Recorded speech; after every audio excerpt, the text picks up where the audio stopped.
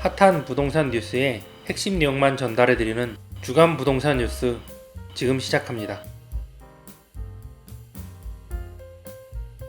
아그로비스타는 강남의 대표 고급 주상복합 단지로 매매가는 20억 원을 넘어서고 있습니다. 윤석열 대통령이 용산으로 가기 전까지 살았던 사저로 유명하며 지금도 고위직과 전문직 종사자들이 거주하고 있는 곳으로 알려져 있습니다.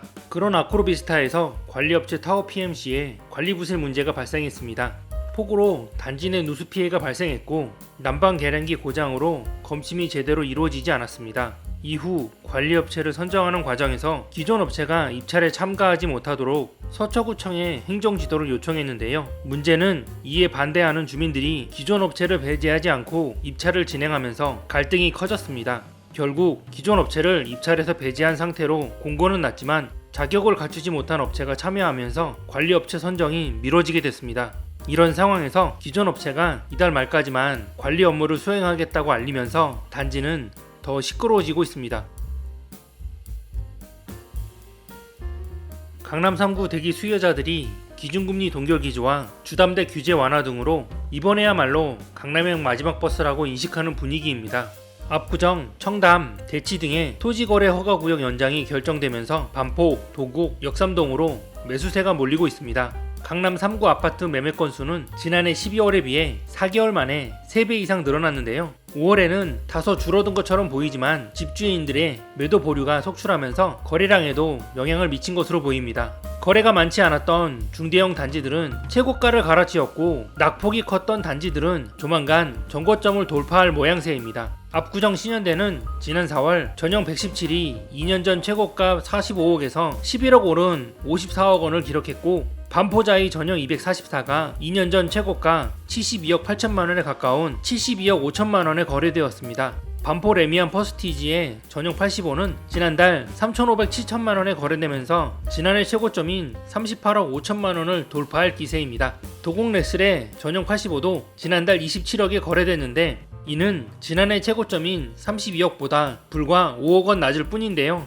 현재 도곡레슬 집주인들이 28억 이상을 부르고 있는 것으로 전해져 조만간 30억 선을 넘을 것으로 예상됩니다.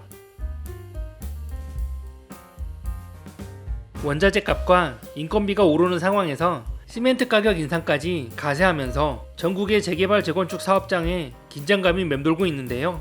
공사비 인상에 대응하면서도 추가 인상 가능성에 골머리를 앓고 있습니다. 영등포 남성아파트 재건축조합은 처음 진행한 시공사 입찰에서 3.3제곱미터당 공사비를 525만원으로 제시했으나 거듭되는 유찰에 기존 공사비 대비 37% 늘린 720만원을 제시했는데요.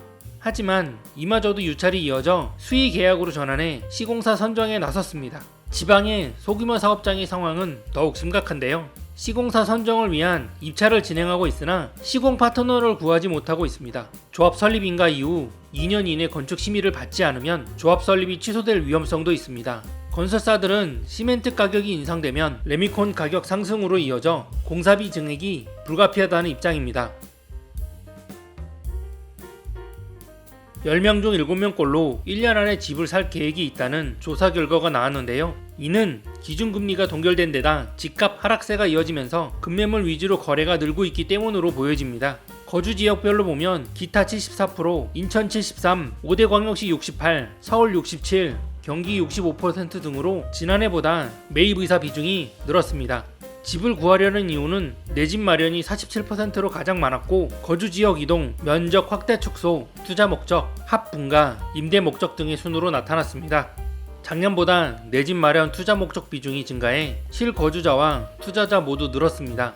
반면 집을 살 계획이 없다고 답한 사람 중 31%는 집값이 비싸서를 꼽았습니다. 앞으로 가격이 더 하락할 것 같아서 21%, 주택이 있어서 18%, 경기 불황 12%, 금리 인상 부담 등의 순으로 답했습니다. 집값이 더 떨어질 것 같아서 매수하지 않겠다는 답변은 아직도 많은 비중을 차지하고 있지만 작년 33%보다는 크게 줄어들었습니다.